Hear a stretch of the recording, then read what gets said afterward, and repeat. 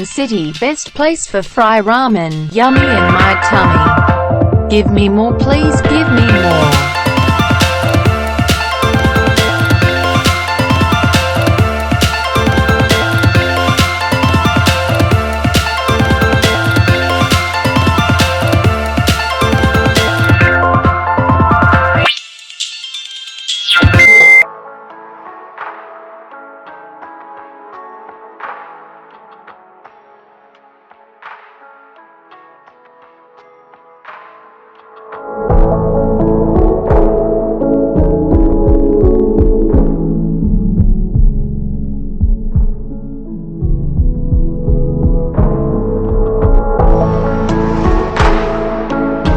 "Where you going?"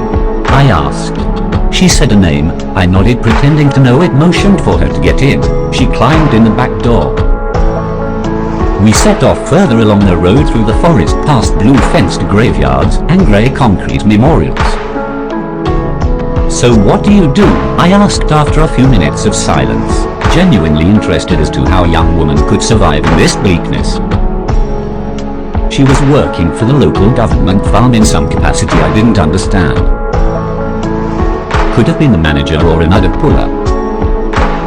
She smelled of damp grass. It wasn't unpleasant.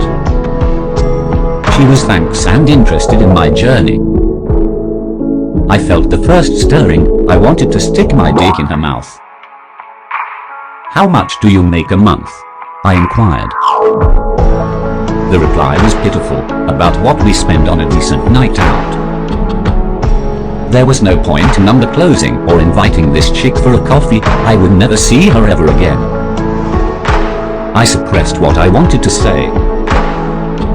We drove on chatting about life, but with the sun beginning to set and a young tanned woman in my car, my latent exploitative nature surfaced. "Would you like to earn some money?" I asked, making eye contact with her in my rearview mirror, the question asked before it had been fully rationalized. There was no reply. We could find a quiet place and rest together for an hour, I continued. Silence. I drove on over the cracked road, the radio the only sound between us, myself feeling a mixture of disgust at my own seediness and excitement for asking and what possibilities hung in the air. We drove past a long lake surrounded by tall green grass with more radiation signs. I imagined fucking her in it. "How much?" she asked eventually with a steady voice. I offered her what local currency I had in my wallet, a 100,000 ruble note, $6. Silence. I drove on, avoiding potholes and eye contact. Eventually she spoke. "Turn down here." And so I headed down the sandy track past the radiation warning signs towards the lake, and after a short time emptied a fortnight of frustration into her mouth and onto the irradiated ground.